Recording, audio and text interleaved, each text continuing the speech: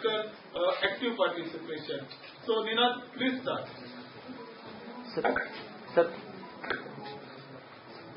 So what I'm going to do is I'm sharing my screen with you. Hopefully you guys are able to see the presentation.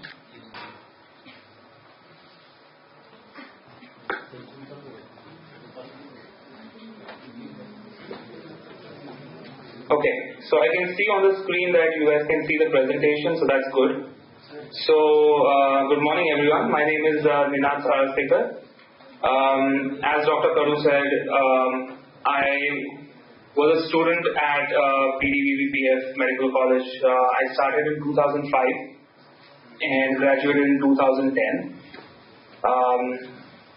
And after I completed MBBS, I wanted to do a residency in the US. But I did not have a lot of people to guide me. And from what I've heard and what I talked to a lot of people about, most of them suggested that I do a MPH, which is Master of Public Health.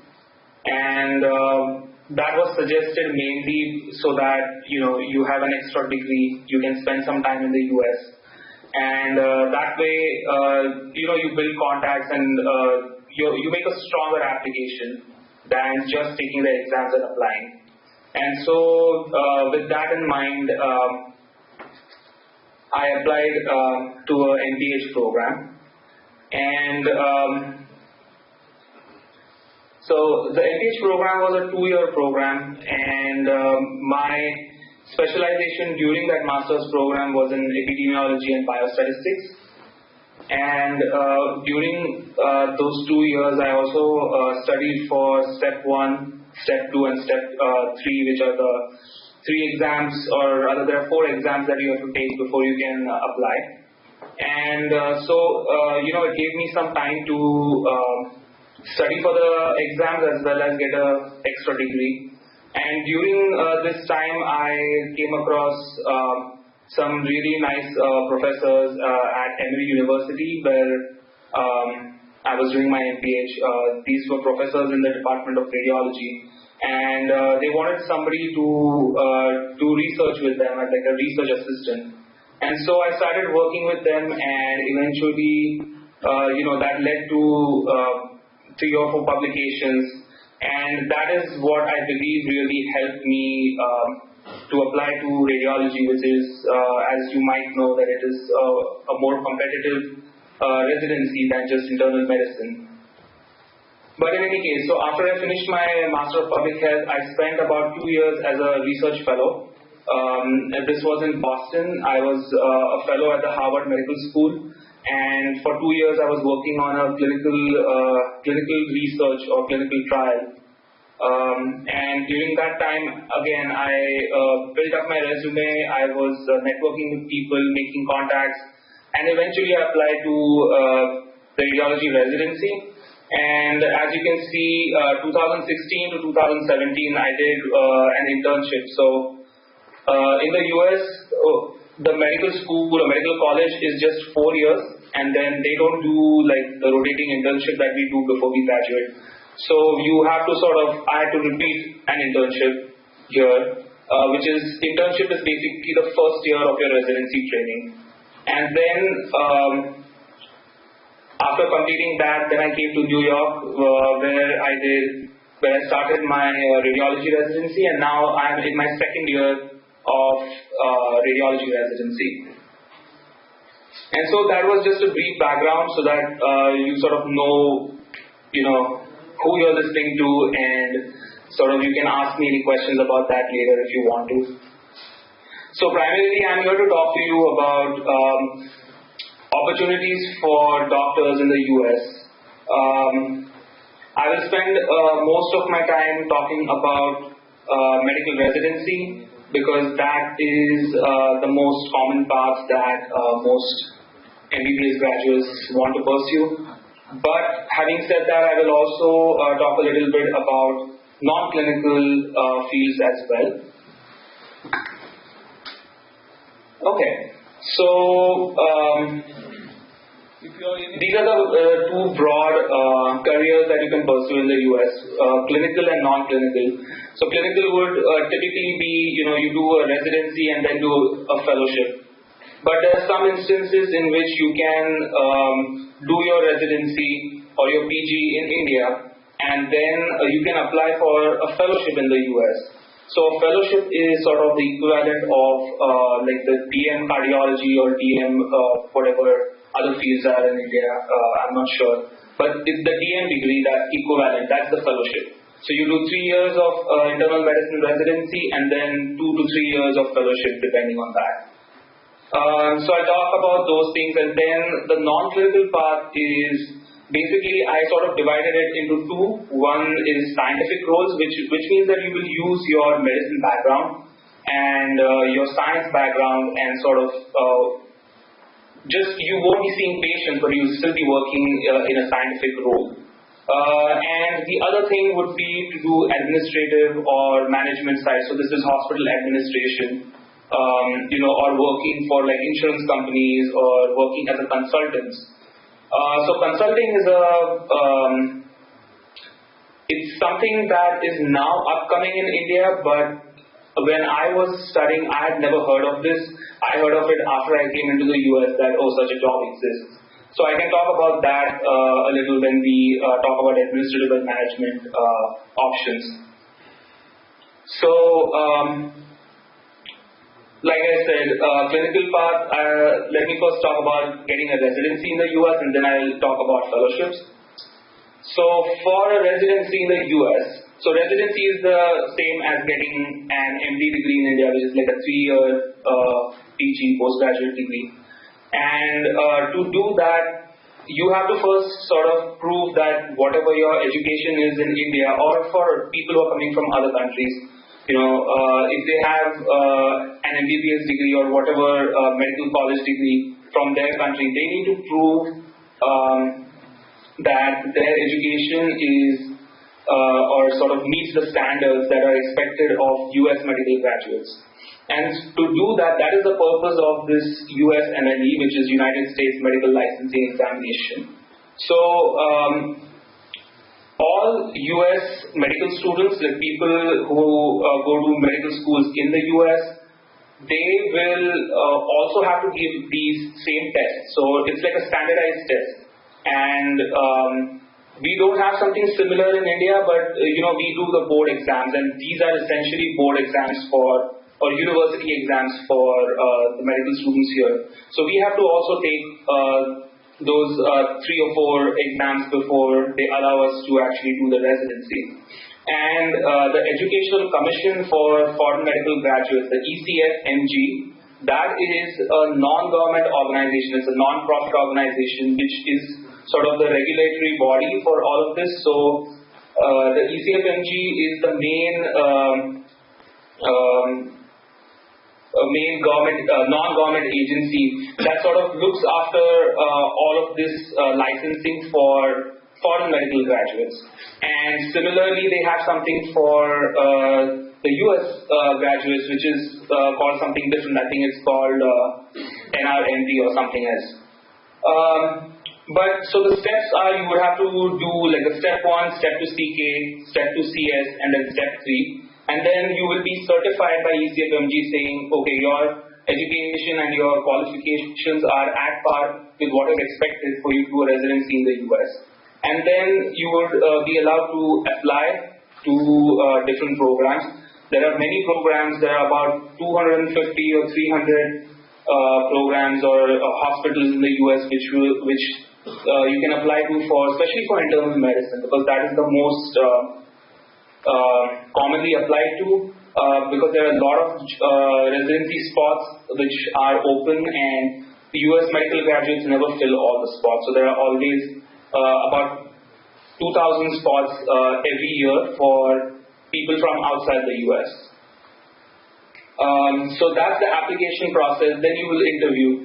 So in India, we take the common entrance test or whatever the PG test right now is after you do MBBS, and just based on your marks or based on your rank, you can sort of get like a certain field, maybe I'm not sure what, maybe radiology, ortho, and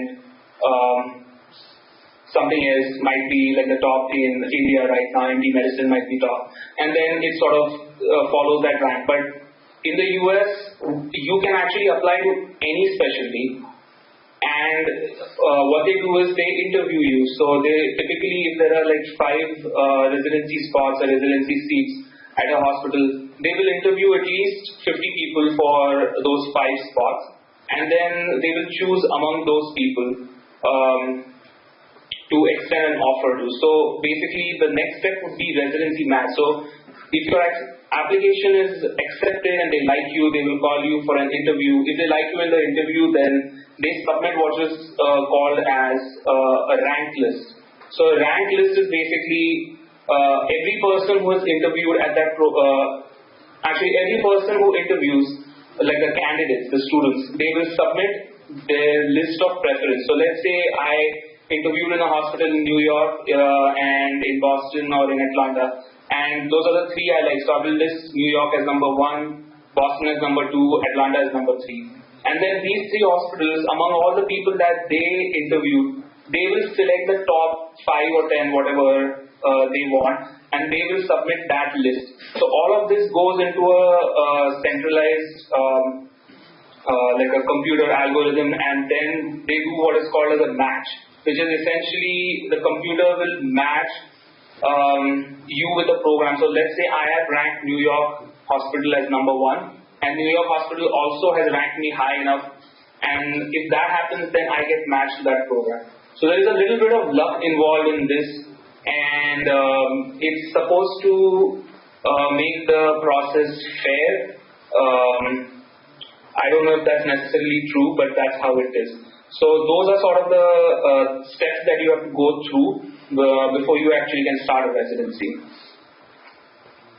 So the most common question I get from people who want to do a residency is, how much does it cost? So this is a chart or a graphic where I've sort of listed down the different steps or the different the cost of the different steps, so that and you can see that it includes not only just the fees for the exams themselves, but it also includes things that you would need to take those to study for those exams. So for example, UWorld is the question bank that you would need, and typically people get it for like 3 months or whatever, and that costs $300. But if you're going to get it for more time, you're going to have to pay more. So I can't really tell you exactly how much you will end up paying, because for everybody it differs a little bit. But if you see on the right side of the screen, I sort of give you a ballpark number, an approximate number, which is around $8,000 to $9,000 is what you would need minimum before you match into a residency. And if today's rate, I don't know what it is, but if $1 is 68 rupees, then it is about 6 or 7 lakh rupees.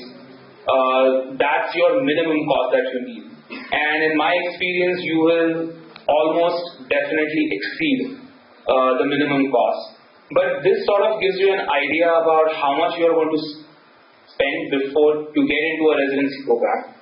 And that is useful because then you can plan accordingly. And what I will do is, once this lecture is over, I will send like a PDF file with all these slides in it, so that you don't have to remember any of this.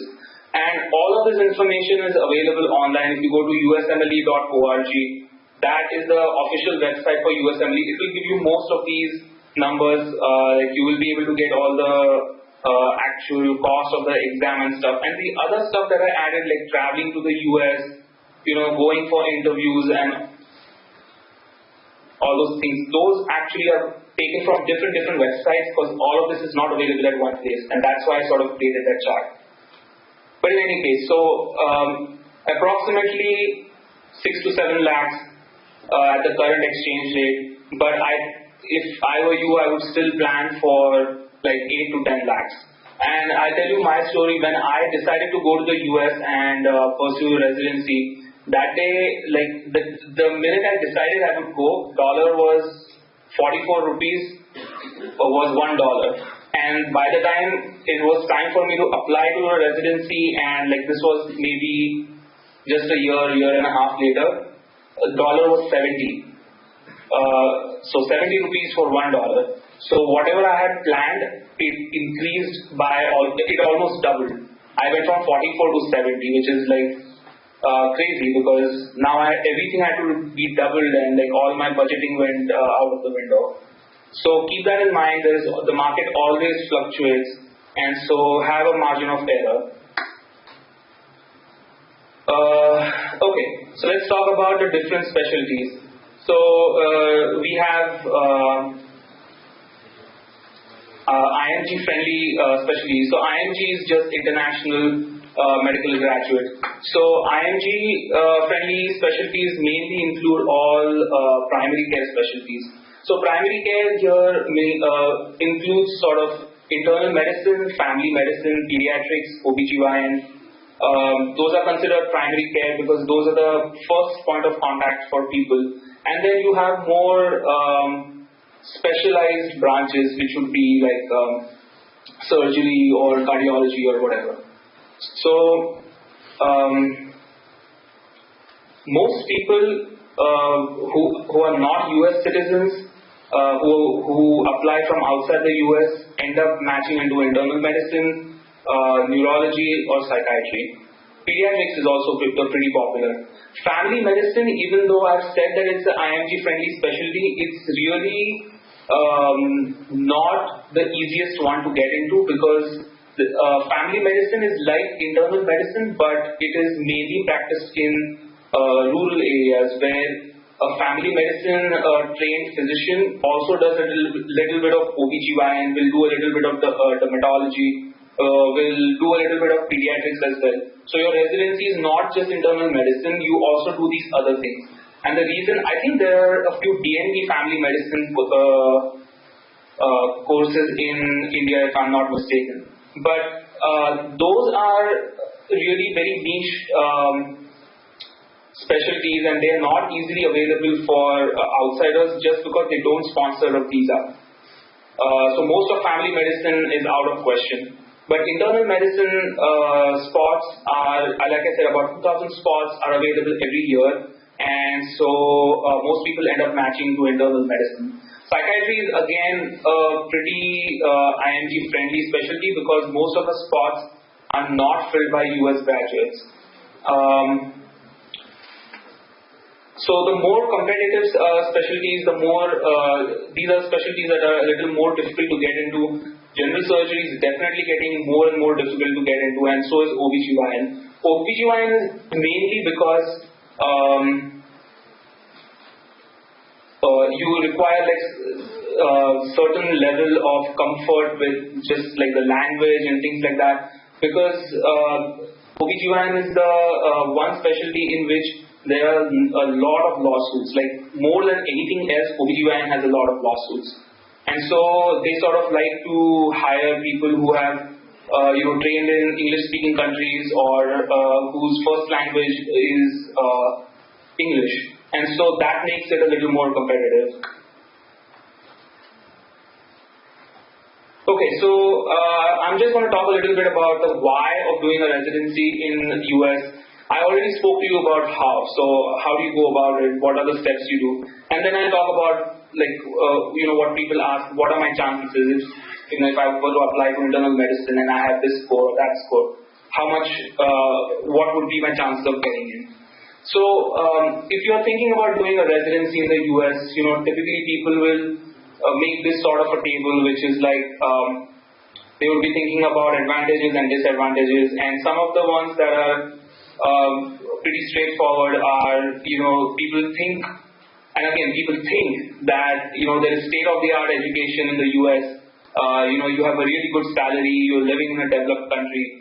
And the disadvantage would be like you'll be living away from family, and it's harder to get into a residency in a completely different country. You have to like spend a lot of money, and you may not get into a residency. So after spending 3 or 4 years and several lakhs of rupees, you might not be able to get into a residency, and that is a real outcome that you should be thinking about. Then, language barrier, culture, food, and some people want to do something different. Like if you want to do neurosurgery, or if you want to do orthopedics, then I can safely say that there is literally only maybe 1% positions are filled by, IMG applicants or non-US graduates. So that means that you have a much better chance of getting into those specialties in India. So the other way you can look at it is, doing residency in your own country, which is obviously India. So you're already familiar with the healthcare system and the culture. You don't have a language barrier. Hopefully you're doing your PG in a place that you know the language. Entrance tests are less costly. The testing syllabus is very similar, and you can ask your seniors. You have a lot more people to give you feedback about how to study for things and stuff like that. And to me, it sort of makes more sense for people whose parents already own hospitals or whatever, have their own setup. It makes sense to stay there and do a residency there, just because the opportunity cost is much less. You spend less time, you spend less money, and there is less risk involved. But that's just my opinion. But these are just some things that you could think about, and you have to decide which of these things are important to you. Like, are you okay with just living away from family? Because we are not able to travel as residents. Definitely, we are not able to travel more than once a year or twice a year at the most. Food, language, culture, all these things. You need to think about what are these things, what are the things that are important to you, and then make a decision about it. Just a couple of things to touch on this state-of-the-art education. People say, oh, in the US they have, the best healthcare, or they have most advanced procedures, surgeries, whatever. Some of it is true. We have the most advanced machines or whatever here, but not all hospitals have that. The hospitals that are smaller are the ones that you will most probably end up working at. Those hospitals don't have all of that state-of-the-art education. They are regular hospitals. Yes, there is more standardization, and there is a certain curriculum that everybody has to stick to, which does not exist in India. And that is an advantage of being here. There is more structured curriculum. But you can't just say that, oh, education in the US is better than education in India. Because one thing that one of my teachers had taught me in the US as well as back home is medicine is regional. Which means that if you intend to practice medicine in a specific country or specific state or whatever, try and do your PG in that place. Like some of you might be thinking, oh, I'll go to the US, I'll do my residency and then I'll come back, or I'll do a fellowship and then I'll come back and practice in India. It's not easy to just transfer whatever you've learned there from there to here, because most of medicine, like 80% of medicine, is dealing with people, dealing with healthcare systems and coordination of care and all this. Medicine, yes, the science part of it is only 20%, and that doesn't change between two countries.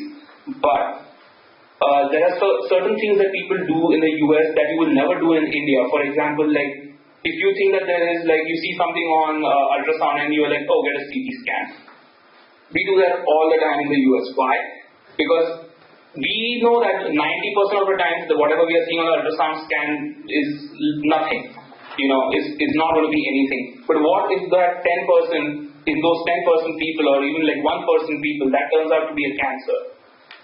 So then they will order CT scans, they will order more tests, So the patient gets, poked and prodded more, they spend more. But in India, you don't have that sort of a method of practice. And so, my point here is that if you want to live and practice in India, then doing a residency in India is sort of the best option. You always have the option of going outside for like 6 months, 8 months to do fellowship in something that you are very much interested in, then coming back and practicing. But if you spend 6 years in the US not counting the years that you're going to spend trying to get into the residency, it's most likely that you're going to stay back in the US. And so that is something to think about. A lot of people get into this saying, oh yeah, I'm going to go there, 6 months, 6 years, I'll do whatever and then I'll come back. No, after 6 years, you don't know, you might be married, you might have children. If you have children here, they're going to be US citizens here. They won't be able to go back. So these are the things to think about. And so this is sort of a long-term planning. And I just wanted to give you, different perspectives to think about before you make your decision. Okay, so just a little bit about what to exactly do if you are going to apply to a residency. So I talked about ECFMG. So the first thing you do is ECFMG registration. So the step number 1 is to go to ECFMG website, register there as an applicant so that you get like a token number. That takes about a month to come. After you get that token number, then you can do all the next things. You can apply to step 1 and all the other tests. So I'm going to talk a little bit about the steps for those who are actually interested in taking it. This will be really useful for people who are sort of at the end of second year and onwards, so third year, fourth year interns. So step 1 is an MCQ type test. It is a 9-hour test.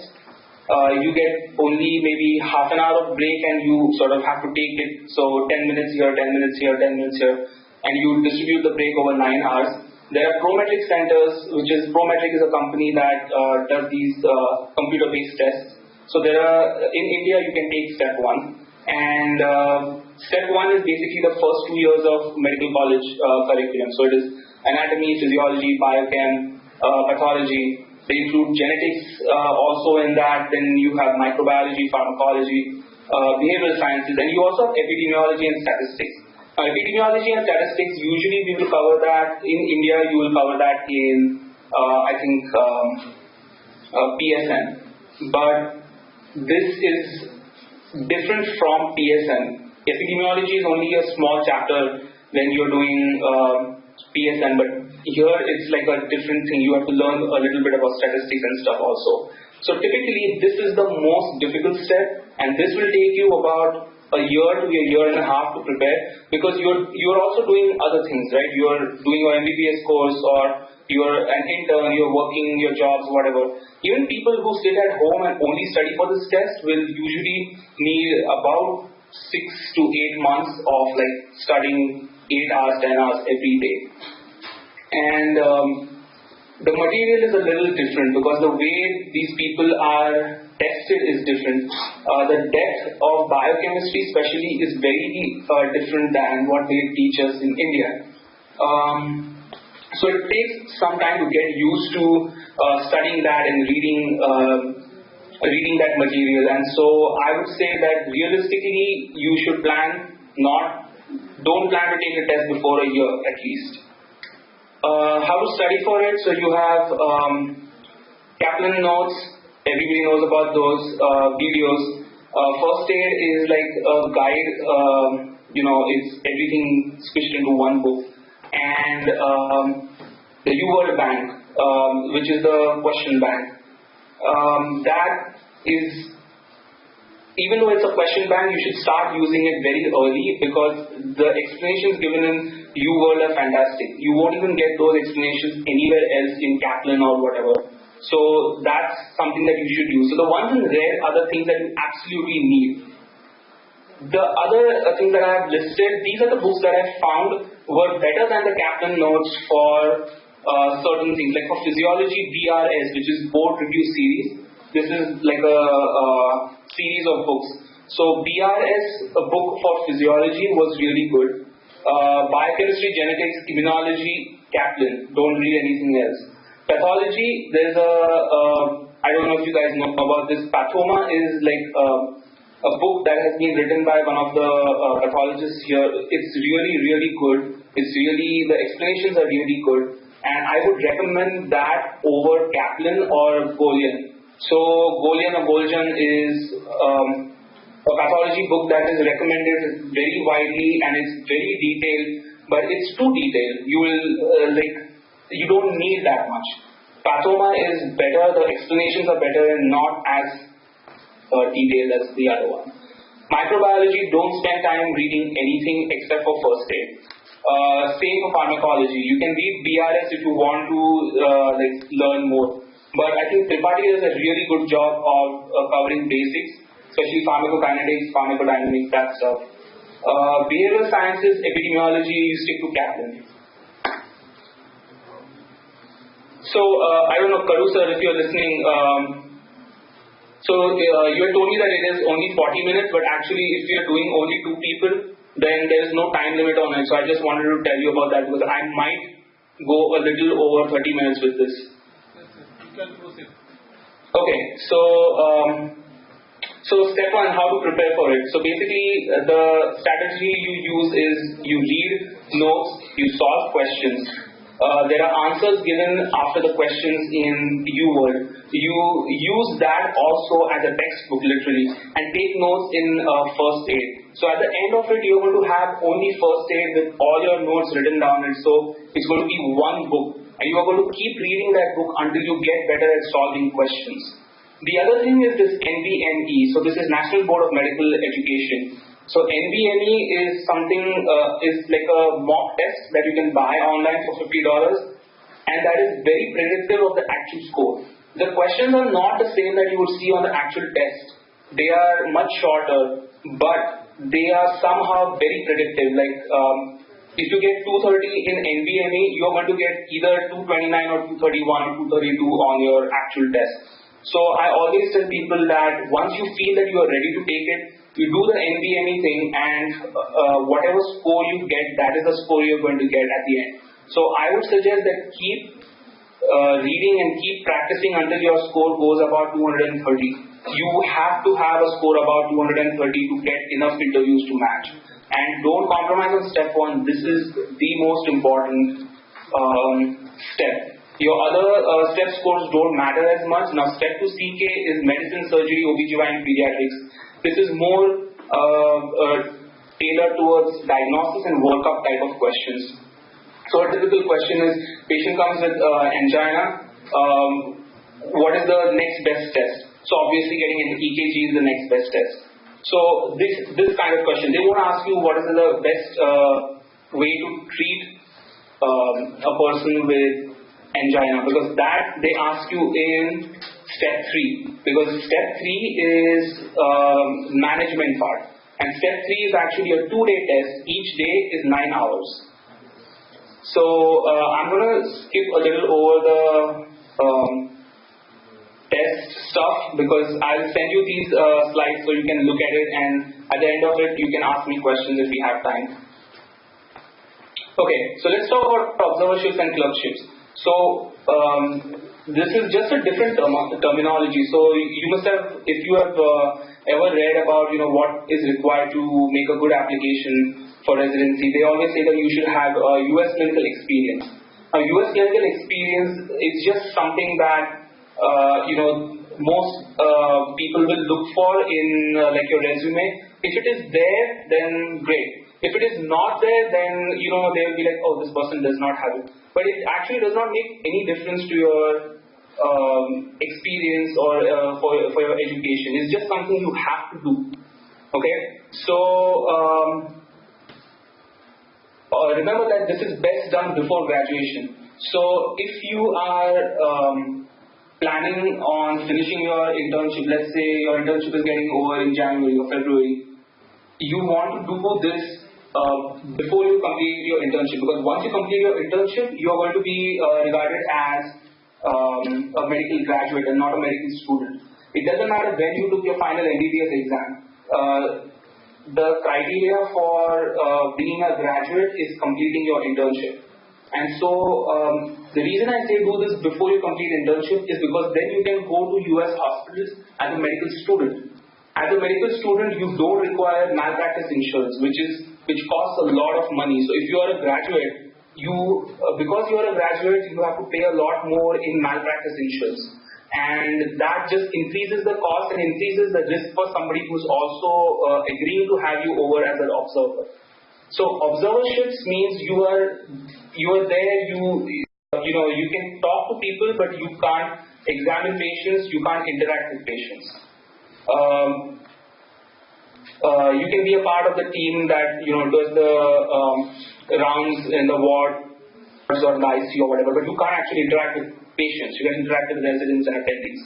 Clerkships, on the other hand, you are a medical student, and so you can actually go in, talk to the patient, do history, physical exam, and all of those things. Now, why is that important? If I was a professor here and you say, oh, can I come and observe with you? And I'll be like, okay, so once you come, only thing you're doing is you're literally only observing me doing my job. So when I write a letter of recommendation for you, it is like, oh yeah, this person is really good and he asks good questions. What else am I going to say about you? But if you do a clerkship, then you take care of a few patients, and so I can actually write a good letter saying, he has a good bedside manner, he knows his diagnoses or workups or whatever, and so on and so forth. So your letter of recommendation becomes better if you do a clerkship or an externship rather than an observership. Always try to find free ones. Always email people. Try to ask people, especially you want to look for the program coordinators. Don't email the program directors. These people are, very busy and they're the boss of the program. They're not going to sit and reply to your emails. Email the program coordinator. Okay? Now, target institution. What that means is, some people feel like, oh, if I want to get into this hospital, I should do an observership there. It does work sometimes, but not always. So don't restrict yourself to one specific institute. Just go wherever you can. I'll talk about research a little later. One of the things I get asked about is community hospital versus university hospital. So university hospital here is involved in a lot of research, and they expect residents to also do research. Whereas a community hospital is like private hospitals in our country, which is basically it's mainly clinical work and little to no research. But having said that, because there is like a committee which oversees quality of education in the US, there are certain things that every program has to teach each of its residents. And you all take the same exam whether or not you went to university or community hospitals. So it's like it doesn't really matter, is what I'm trying to tell you. If you want to do, if you know that you want to do cardiology or gastroenterology as a fellowship, then it matters. You need to go to a university hospital to do your residency, because those two are the most difficult fellowships to get, and they are usually offered to residents of university hospitals. But everywhere else, community hospitals, you can do almost any fellowship after going through a community hospital, and your education is the same. The only reason some people prefer university hospitals is that here there is something called as an academic physician. What that means is a doctor who is also a professor at the university hospital, and so he splits his time. He sees patients maybe 50% of the time, and 50% of his effort is dedicated to teaching or research or administrative stuff. If you want to do that sort of a career, then university hospitals is the way to go more than community hospitals. The other thing is visa. University hospitals will always give you a J visa. No university hospital will sponsor a H visa. I'll talk about visa a little later. But community hospitals can give you a H visa, which is better than getting a J visa. Especially if you want to stay back in this country and apply for a green card, then that visa matters. Okay, I'll talk about visas a little later. Let me talk about fellowships. So, typical fellowships after internal medicine or MD medicine, you have cardiology, gastroenterology, hemato-oncology, infectious diseases, nephrology. So, there are a lot of fellowships. Some of them are 3 years, which means cardiology, GI, hematology, oncology. These are 3-year fellowships. But some of them are just 1 year or 2 years, especially infectious diseases or endocrine. So, endocrine is basically you are a diabetologist. Critical care is ICU specialization. So, the term intensivist means that you work only in the ICU or the critical care unit. Typically people are from India are often interested in cardiology, and this is a little different from India, where you do 3 years of MD medicine and you do 3 years of DM cardiology, and you are basically qualified to do, or you are licensed to do all the procedures, including like cardiac caths and stuff. Whereas here you do 3 years of internal medicine, then you do 3 years of cardiology, which is a general cardiology, and then if you want to do interventional stuff, which is a therapeutic intervention, which is putting a stent actually, you need to do another year or 2 of interventional cardiology, so it's a longer path to do that. But then they also have more sub-specializations, so you can do 3 years cardiology and do a heart failure fellowship, which is like heart transplant and all those things. Or you can do an electrophysiology fellowship, which is different arrhythmias and stuff like that, and if a person has, let's say there's a issue which is causing arrhythmia in the heart, you can actually catheterize, you can go there and you can ablate it either using whatever microwave or radio frequency or whatever. So there are many advanced subspecializations in cardiology itself. So most competitive fellowships, like I said, GI, cardiology, hemonc, pulmonary and critical care. And less competitive, easier to get fellowships are infectious diseases, endocrine, rheumatology, nephrology. For most fellowships, like 99% fellowships, you have to do a residency in the US in internal medicine to get into the fellowship. There are some fellowships which, there are smaller hospitals and they are non-ACGME accredited fellowships. Non-ACGME, what ACGME is the government body that certifies, like we have MCI in India, they have ACGME here. So some of these fellowships are not ACGME accredited, so they can actually hire you as a fellow even if you have done residency in India. But I would not recommend going to those hospitals because A, you cannot practice in the US after doing a fellowship only. You have to do a residency, then do a fellowship to be able to practice. But you can do a fellowship in the US, go back to India and practice. You can do that. The only exception to this is radiology. If you have done a radiology residency in India, if you have done MD radiology from India, you can come to the US, you can do 4 straight years of fellowship. So you do one after the other, you do 4 different fellowships. And after those 4 years, they allow you to take the board exams here in the US and be licensed to work in the US. So you bypass the residency, you only do 4 years of fellowship. And that is sort of, instead of doing 4 years of radiology residency, you're doing 4 years of fellowship. That's called the alternative pathway. So if anybody is interested in that, Google that and look that up. Those spots are actually becoming less and less. So, okay, let's talk about jobs. So primary care physicians, what it means is your internal medicine or pediatrician or psych. These jobs are mainly outpatient jobs.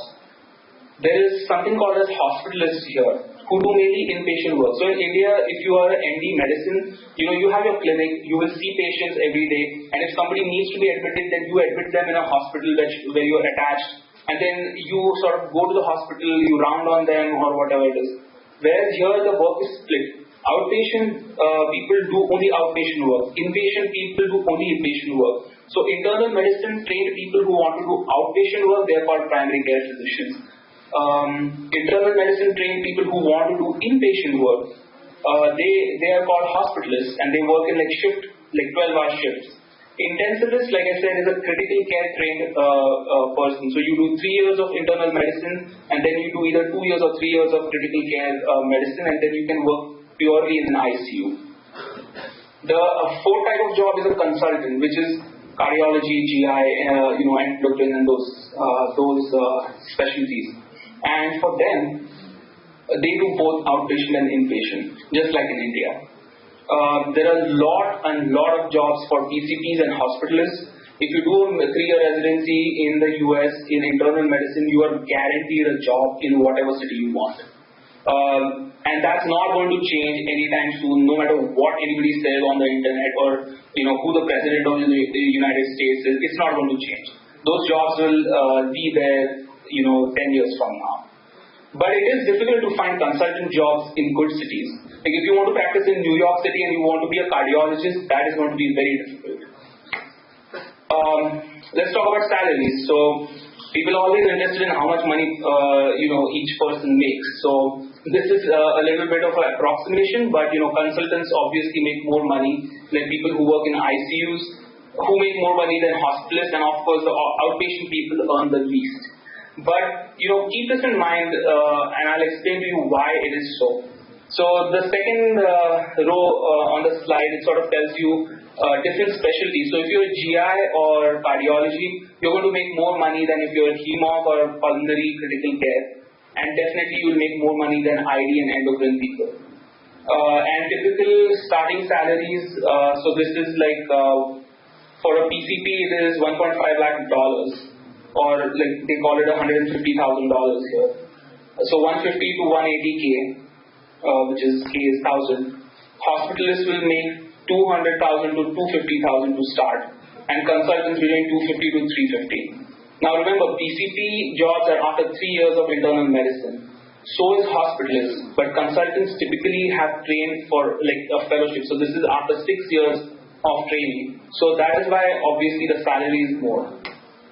But let's talk about factors affecting salary. So specialization I just told you about. But also think about working hours. An outpatient person works 8 hours every day or 9 hours every day and he's done. Consultants are on 24 hours. So it doesn't matter what time of the day it is. If your patient is admitted with something, you have to go there. So the number of hours, the number of calls, the number of night shifts are much more for consultants than they are for PCPs or hospitalists. The other thing is, if you're willing to work in a rural area, which is rural meaning which is like 1 hour or 2 hours outside a major city, you'll make more money than if you want to work in the urban area. If you want to work in less desirable cities versus popular cities like Chicago, Boston, New York, Atlanta, these are all very popular cities. They will pay you less to work there. But if you say, oh, I'll go to whatever a B or C class city, you will make more money. The other thing and the most important thing for us, for Indians, that affects us in terms of salary is our visa. Because most hospitals know that we need a visa, that's why they sort of negotiate lower offers, because they know that we are desperate, we need something. And the minute that happens, they know that they can give you less money and still have you work with them. If you are an employee of a hospital, you will make less money versus a partner, which is obvious. If you have like a private practice, you will make more money. So just remember this slide,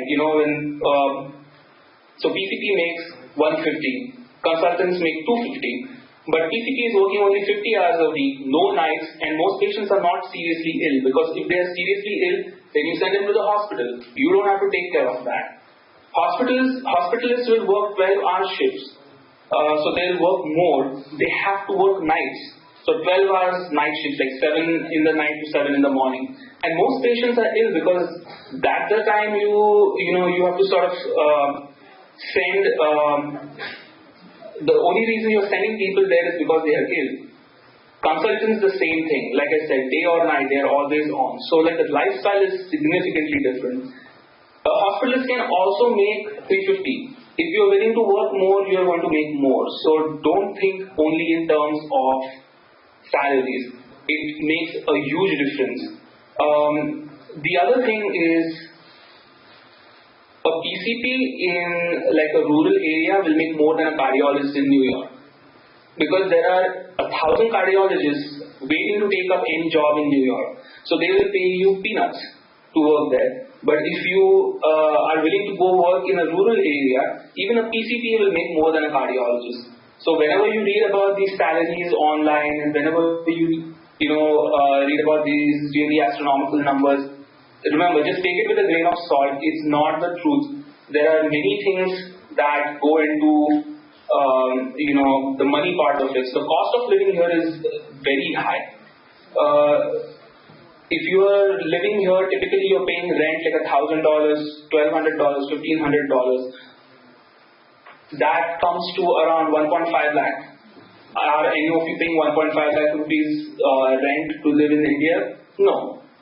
So a lot of your money is going into rent, it is going into malpractice insurance, it is going to health insurance, which is compulsory. You have to buy health insurance. taxes are much higher here, and so all of those fancy numbers, they will eventually start looking very small to you if you actually compare, living costs. So never convert it to rupees, because the rent in India is not equal to rent in the US. Food in India does not cost the same as food in the US, or in any country for that matter. Another most important thing is never pick a specialty based on salary. A lot of people do that. Oh, cardiologists are making $1 million, I'm going to do cardiology. No, there are only few people who are making $1 million, and they are the ones that always go on the internet saying, oh, I'm making $1 million. But there are cardiologists who are working for $200,000, which is like 20% of that salary. And there are many cardiologists who are working for $250,000, but they don't go online and say, oh, I'm making that much money, because obviously they're not making as much money. And with visa issues, you will always make less salary than a person who is like a US citizen. So always remember that. And again, if you don't remember anything from this lecture, please remember this. If only becoming rich is your goal of coming to the US to do a residency, then you're going to be very disappointed, because the doctors don't make as much money as you think they do. Because by the time you get to being a doctor, you are like in your late 30s. And then if you have to work 12-hour night shifts, it's a pain. And here when they say work 12-hour night shifts, means every minute you're working. They will make sure that they get every dollar worth of money from you. Okay, so let's quickly talk about non-clinical. So other fields like MPH, MS, MSPH, PhD, these are different degrees that you can get.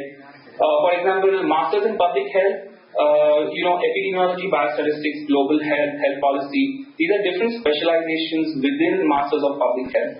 So it's like an MBA, MBA in Marketing, MBA in Finance. So you can choose to do any one of these. These are typically 2-year programs. And after you do this, you can work as an epidemiologist, you can work in clinical research, or as a biostatistician. You can work for the government, you can work for non-profits. A PhD is a very research-intensive degree. It's usually much longer as well, 5 to 7 years. It costs almost the same as masters. The reason being that the last 3 years of the first 2 years of your PhD are the ones that you pay for, and then you get paid to do the next 5 years. But the fact is that you don't get paid as much, and you need to secure funding. It means it is up to you to make sure that you are getting paid from some sort of grant or something for the remaining years. So unless you are like 100% sure that you want to do only research, only then go into PhD, otherwise don't. PhD, so after PhD there are 2 types of jobs: academic jobs, again you become a professor and mainly do research, or industry jobs. You can go into like a pharma company, or you can do consulting, which is sort of a mixture between science and management. Master of Science is a more technical degree here. So if you do biostatistics and you want to work as a biostatistician, then you do Master of Science. You can do Master of Science in clinical research, which is, by the way, that is the degree that I recommend you do if you want to do like a backup degree while you're doing your planning to do residency. MPH is a very broad degree, and in case if God forbid you don't end up getting into a residency, and sometimes you decide that, oh, I want to go back to just doing whatever my master's is, as a backup. Master of Science in Clinical Research is one of the best degrees to have for that. Okay. MHA, which is Master of Health Administration, that's pretty straightforward. MHA is not as good as an MBA, but it costs less, and it is similar to an MPH, in which case it's like a broad degree, it's not super specialized. MBA is another degree that I would recommend people consider as a backup, but if you're doing MBA, you're not going to be studying for step 1 or whatever, because it is much more intensive than MPH. So this is just what I talked about. If residency is your main goal, but you want something as a backup, you can do MS in clinical research or MPH. MBA, if you're sure you don't want to do residency, but you still want to come here, you still want to use your medical knowledge to do something, you can do an MBA. MBA is the most value for money. What I mean by that is the amount of effort and time you're putting in, you'll get much better jobs by doing an MBA than by doing an MS or an MPH. The thing about research, a lot of people ask me about research. Remember one thing, if you don't publish in an indexed journal, then your research is useless. What does indexed journal mean? Indexed journal means there are a lot of journals which will be like, oh, give us 4,000 rupees and we'll print your article. Well, even if they print that article does not show up in PubMed. PubMed is like the central, that's called an indexing service.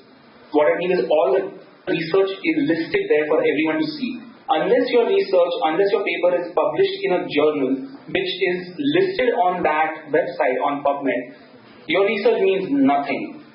And so always remember, don't send your research to a journal that is not indexed. Original research papers are much better than doing an abstract poster or a case report. But if you can't do a full paper, then abstract or a poster and a case report is good. You can always apply to what are known as research meetings. So this happens once a year. There are many meetings. Once a year, everybody meets to sort of do to present these posters and abstracts. And hello. Yes, sir. Only 2 minutes are remaining. Then we have to again log in. Okay. If I get disconnected, I will log in. I'm almost done. Just 2 seconds. Yes. Please carry on. Okay, so if you are doing, so what I was telling you is people will, the different committees here or the different meetings here will pay you to come to the US and present your research. So that is also an option, so definitely look into that if that happens. The other thing to remember is, if your step-on score is more than 240, you scored more than 240 or 250, research has less and less meaning. If your step 1 score is really good, you don't need anything else. You don't need observership, you don't need externship, you don't need research if your step 1 score is really good. And that's why I insist on people spending a lot of time for the step 1 scores. And so always remember that. First thing is scores, and that to step 1 score. And then you think about doing research or whatever. So there are 2 types of visa that you can get, J visa and H1B visa. J visa has a 7-year limit, H1B visa has a 6-year limit. The difference is the H1B visa, after that 6 years is over, you can just convert it into a green card. For J1 visa, you have to do 2 things. One, you have to go back to your country, so you have to go back to India, you have to stay in India for 2 years, and then apply to come back to the US on a H1B visa. That is called the 2-year home residency requirement. Residency here does not mean medical residency, it means like living in India.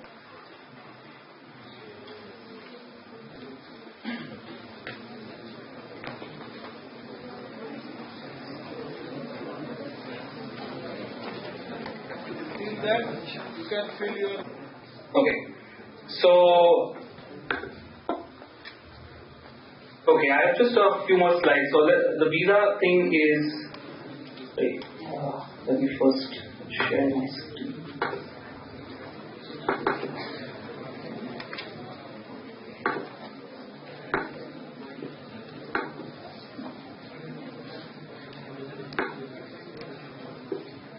Okay, so as I was telling you people, J1 visa has 7-year limit. After that, you have to either come back to India for 2 years and then go back to the US, or you do what is called a J waiver. So a waiver is basically you work in an underserved area in the US for 3 to 5 years, and then you can apply for a green card. Whereas for H1B, after 6 years you can just apply for a green card. But then people ask, then why not just do H1B visa? Because H1B visa is very costly. It is expensive for both the applicant or the resident as well as the hospital. So hospitals don't prefer giving you a H1B visa. It's much easier for them to give you a J visa. Also, if they give you a H1B visa, all the responsibility of the resident belongs to the hospital. A J visa is a government visa that's sponsored by the government, and they take care of all the immigration issues. So the hospital does not have to do anything. The hospital does not spend any money on it, and so it is like 99% you are going to end up with a J visa. There still are some hospitals who will sponsor you a H1B visa, and but those there are less and less programs who are offering H1B visa. So just to summarize what we talked about today, so there are clinical and non-clinical opportunities for doctors in the US. Residency programs, most people will end up matching in internal medicine, pediatrics, neurology, pathology. These are all international medical graduate friendly programs, which means that it is easier to match into these programs than anywhere else. Visa is the most important thing. Once you get into a residency program, whatever, visa is what is going to dictate the next 10 years of your life. So what job you will get, where you will end up working, even sometimes what specialization you can or cannot do, visa will determine that.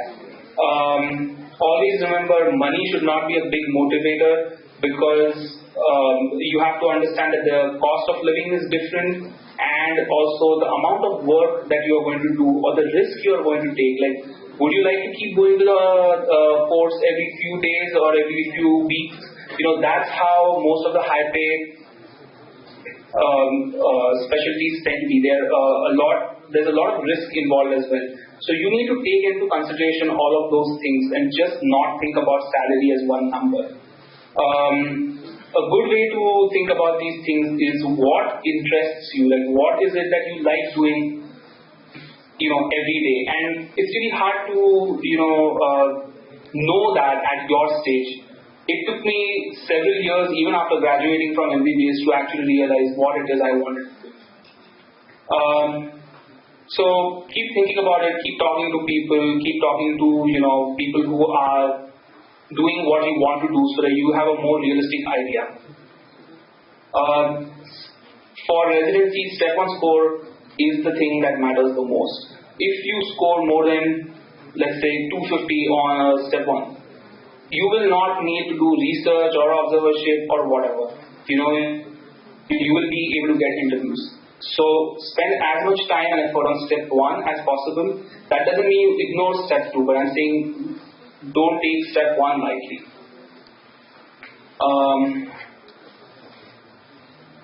The next thing we talked about, and I know I went really fast, so this was MS, MPH, PhD, MBA. These are the alternative degrees that you can do these as doctors. You will get preference for these degrees. You will stand out among the applicants who are otherwise applying to these degrees, and you can get a very decent paying job, and you can work in the US, work and live in the US with these. The visas for all of these are different, and so if anybody has specific questions about any of these degrees or like the visa or the jobs involved, I'll be happy to answer them. So remember the healthcare. So the point is, you can either work in science or healthcare related field, or it can be something completely different. Like you can do a PhD in molecular biology, you can do a PhD in epidemiology or global health or health policy. So these are somewhat health related, but these can be completely different. You can do something which is nothing to do with medicine whatsoever. So you can do an MBA in finance. That is also possible. So if you are interested in doing something completely different, then MBA is the way to go. Best job prospects are MBA, but it also costs a lot more than any of these other tests. If you are interested in doing MS, MPH or MHA, you need to do GRE, which again you can do from India. GMAT also you can take in India. GMAT is what is required to do an MBA. It is the same as CAT in India. And again, for all of these things, ultimately visa is going to be your issue. Once you get in, until you are getting in, you don't think about the visa stuff. But once you get in, then getting a job, getting a green card, whether you want to stay here or go back, all of this is dependent on visa. So that was sort of a summary of both clinical and non-clinical things. If you are interested in knowing a little more, obviously I'm here to answer any of your questions. But I did write a book. It's available on Amazon. You can read it in India. It's an e-book, so you can just download it whenever you want. And I'd be happy to answer any questions.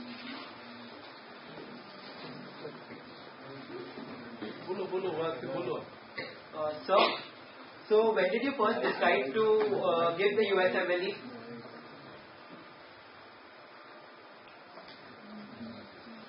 So when did you decide to give USMLE for the first time? I think it was at the end of my internship. So just towards the end of my internship, I wanted to learn a little bit more. Like I was interested in doing some research and learning about medical research and clinical research particularly. And so even though like doing a residency was my goal, I also wanted a little more education in research stuff, and that's why I applied to MPH. But it was towards the end of my internship. Until then, I wasn't really sure what I wanted to do.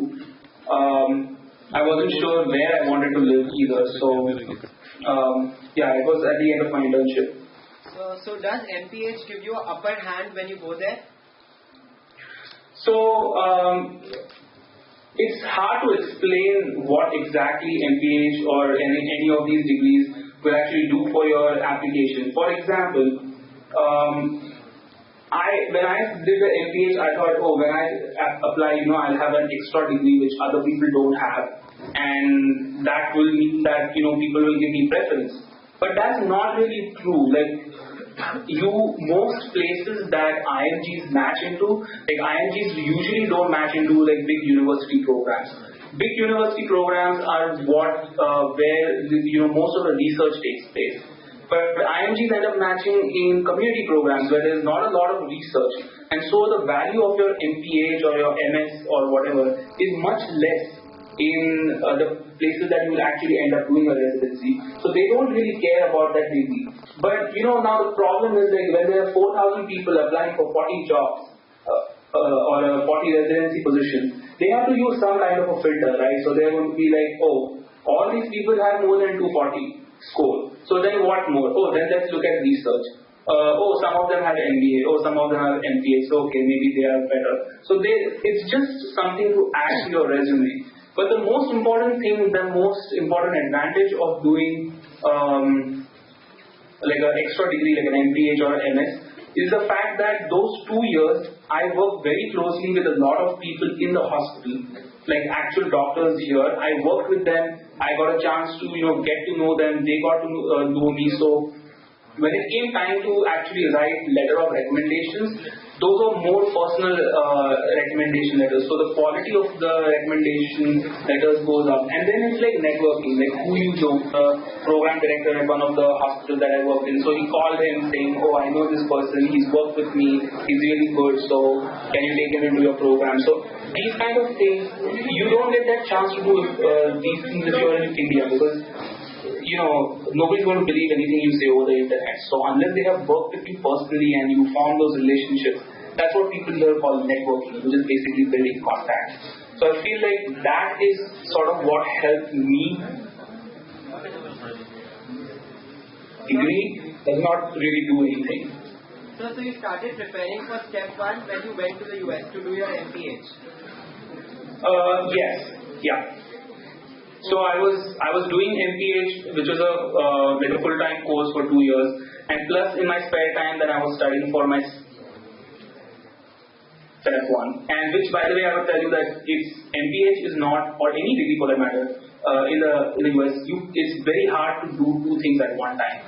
And so if you have a chance, I would suggest study for at least step 1. Study for step 1 at home when when you are not worried about anything else. You can wake up and you just study, eat. People are there to do your laundry, cook food for you, whatever. Once you come here, everything you have to do. Plus, so I had to work 2 jobs and do the MBH course and study for USMLE. So that was the most a difficult time of those 2 years. So if you can do the step 1 before you come here. Okay. And so right now over here, Kaplan is giving us live online classes and pre-recorded lectures and notes. Is that going to be enough? The reason that is a little hard to answer is because I did not like some Kaplan books or some Kaplan videos, so I use DRS or something else.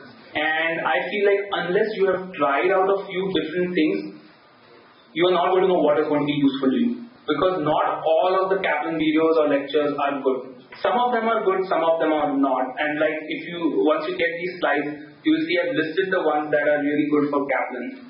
So I don't know how much they cost in India right now. So I think that's sort of something that you have to make your mind up. Is there like a trial period? Will they let you look at the courses or something like that? Yes, there are a few demo lectures. Yeah, but again, the demo lectures are always the best ones. So, there are few places on the internet where you can download the video lectures. The one thing I tell you is you don't really need like the most latest videos. Like they will always try to tell you that, oh, this year we've added 3 more lectures and 40 new questions and whatnot. But I mean, that's really all just marketing gimmicks, I took the step 1 in 2013 and I was using 2008 notes. So you can see that was how many years? 5 years.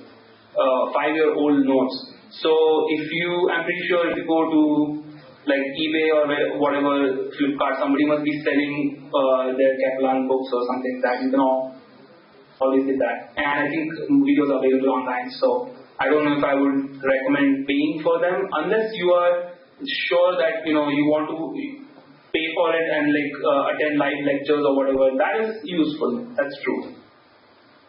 Okay. Now, sir, why is it more difficult to get into more competitive fields? Is it that they prefer US citizens over us, or is it that we fall back in studies and stuff? No. So this is, we are definitely not, falling back in terms of our qualifications or studies or whatever. Because body is body, physiology, anatomy doesn't change, and we really do study everything that they study. The thing is, most residency positions here. Think about this: if somebody from the US or whatever comes to India and wants to do a residency there, he's not going to get preference.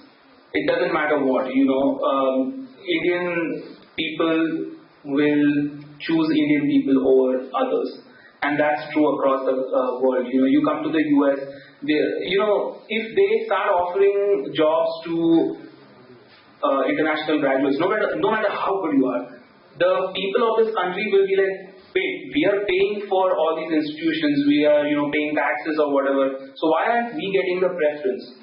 So that's why most of these places will hire US medical graduates. And some of it has also got to do with culture. There are some cities in the US where it's very multicultural. There are a lot of people from a lot of places in the world. A lot of languages being spoken, and so they're okay with having doctors from different places. But some places are much more conservative, much more racist. They don't like outsiders. If your language, if what you speak doesn't sound like them, then they don't want to be treated by you. So that's sort of a cultural barrier as well. But the thing is, most of it comes down to supply and demand. Most high-paying specialties, everybody wants to apply to high-paying specialties. So most most US graduates will end up applying to those programs and getting in, and then whatever is left, we sort of have to fill those spots. Now, in an ideal world, if you were 10 times smarter than a US graduate, it means that you would technically have a 10 times better chance of matching into a program. Unfortunately, in the real world, it doesn't work that way because local politics are always, overshadowing that process. So you have to remember that there is economics at work here. There is a demand and supply. Places that cannot fill a residency spots, they have 15 residency spots in internal medicine or even in surgery or whatever, but they are not able to fill 15. They are only able to fill 8 or whatever, 7. They are going to offer the remaining 7 spots for IMGs. And so there are places where, IMGs US graduates don't want to go. Like smaller cities or rural areas, everybody wants to go to the coast, everybody wants to LA, New York, Boston or San Francisco and these places. So there are like literally thousands and thousands of people competing to get into one job. Whereas if you go to like a smaller city, where typically it's just internal medicine jobs or whatever, there is more chance of you matching into those places than into big cities and stuff like that. So it's market dynamics. It's got nothing to do with how good you are or whatever. Now you will always hear the story of like one person who was like super brilliant and gold medalist in all university exams and scored 270 and whatnot and got accepted into Harvard. Yes, but that's just like one person or 2 people every year that that happens with. But what you don't know is that those people have also been networking, which means they have been building contacts. They've been going to these hospitals during their medical college and working with somebody there, so that there's always some connection that you are missing that you don't see on face value. You're like, oh yeah, because he had 270, that's why he got into Harvard. No, Harvard doesn't care about 270 because every person applying to Harvard has a 270. If you don't have a 270, you don't apply to Harvard. So it's sort of, there are many things that are in play that have got nothing to do with how good you are. Or, it's not a reflection on your ability. So you yourself being in radiology, a competitive field, and that too in New York, what separated you from them? So I'm not in New York City. I am in the state of New York. So New York City is a city in the state of New York. It's confusing. I am in a city called Syracuse, which is also in the state of New York.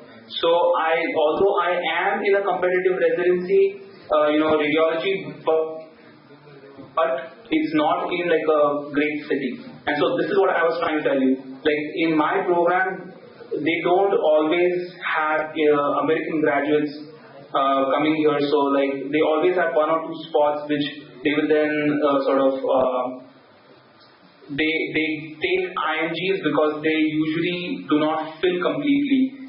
If they don't take IMGs, then that seat will go to waste. So then they invite IMGs to interview and they interview a lot of IMGs and then you can match. Also every year the cycle differs. So some years the job market for radiology is really good, then everybody wants to do radiology. Some years the market is really bad, which was what it was when I applied to radiology. Nobody wanted to go into radiology. But because my interest was in radiology and I had done all of this research in radiology, so I applied to radiology. And lucky for me, so that year, and it was luck because that year the competition was not as much as it is now. Again it is competitive because the job market is great. So it keeps fluctuating. It's a matter of luck at the end of the day. You need to do everything that you can do to get like good scores and good research and whatnot. But at the end of the day, it's luck. Any other? Are there any questions? Thank you so much, sir. Any girls? From girls?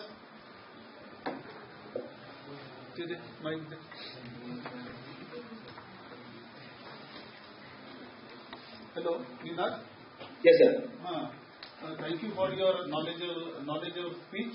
Now our Vice Principal, sir, Dr. Padalkar, sir, is speaking with you. Okay, sir. Yes, I hope you are remembering me. Yes, sir. By you must have forgotten until now you are in the United States. No, sir.